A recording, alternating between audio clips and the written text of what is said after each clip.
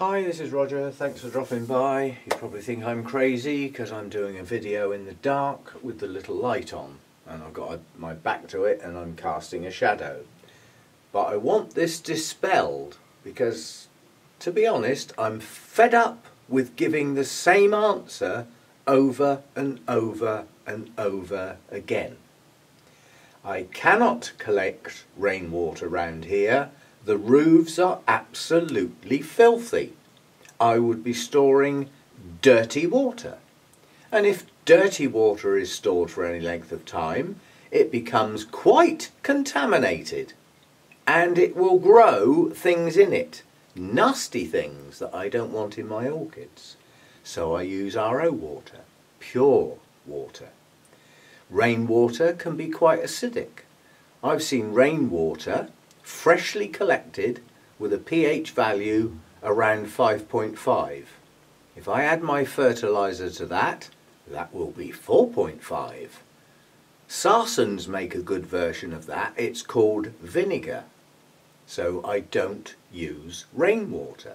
I can't collect it clean, it's not pure, and I've got nowhere to store it, except outside. And in the winter, the temperature of that water would be around 0. So I'm not using rainwater, I use RO water. Next, do the maths. This is one of my clay pots. These get watered every couple of days. If it's warm, they get watered every day.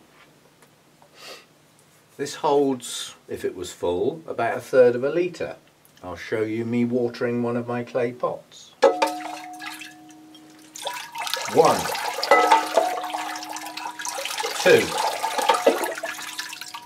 3, 4. Check the holes in the side. It's still not soaking wet. You count. I'm not counting anymore. 1 pot. How many litres of water have just gone down the drain if I was not sharing water?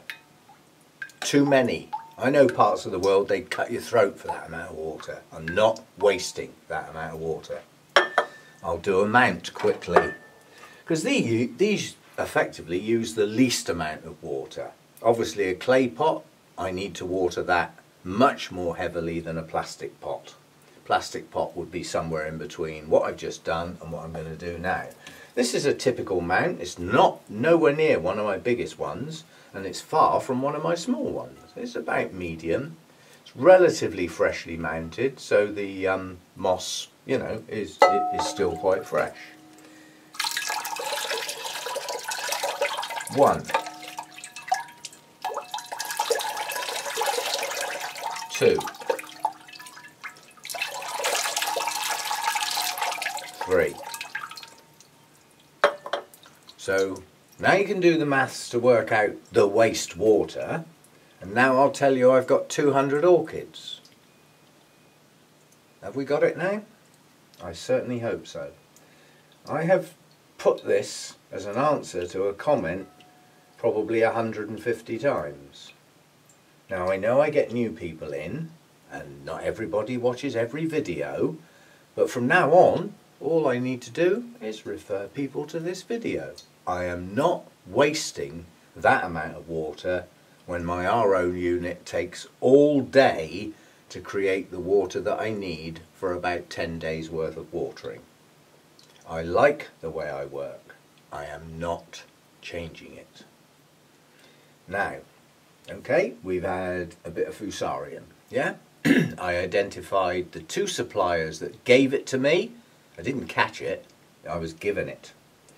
And so far, I've found 3 what I call iffy plants that were not from those suppliers that have probably got fusarium. I can't tell whether they came in with it or whether they caught it from sharing water. Those plants cost probably about 20 quid for the 3 of them. Think of how much it's going to cost me to change how I work now. I'll just buy 3 new plants. Secondly, I've now got a virus plant. I've only had one known virus before, which was a zygopetalum, which had it when I got it. Now this Orchids alicei, how that's got that, whether it already had it and it's been lurking in it, waiting for it to be weakened, I've just ripped it off a mount, taken it off of its comfort zone and stressed it. So maybe it's now telling me off. It's a good way of putting it. But my Orchids alicei looks like whatever it's got, it may have passed it on to one plant. But, you know, my vigilance has hopefully restricted that being a big problem. And we all know some plants are very resistant to all sorts of things, and others go down, you know, a feather in the wind. Okay, so, you know, in total, due to infected plants, you know, I've lost some. I don't believe I've lost many at all, if any, through sharing water. And I've been doing that, the big secret, 10 years I've been sharing water. Number of problems, single figures. I'm not changing the way I water. Okay? The wastage would be criminal. And I can't collect and store clean, pure water, because that's not what rainwater is. If you collect small amounts of rainwater and use it fast, and it's not stored for long, it doesn't get time to build up the bacteria that you naturally get through washing off roofs and things like that. So I'm sticking to RO water, I'm sticking to the fertiliser I use, and I'm sticking to the way I water. It's not going to change. So no matter how many suggestions I get, it's not going to change. So thanks for dropping by, and anybody else who suggests ways of doing things better, different or anything will get referred to this video. I've just got home from dropping my daughter off and I had a main road closed. I had to do a 40-mile detour because somebody wants to fill some potholes in. But at least they did it at night and not at rush hour.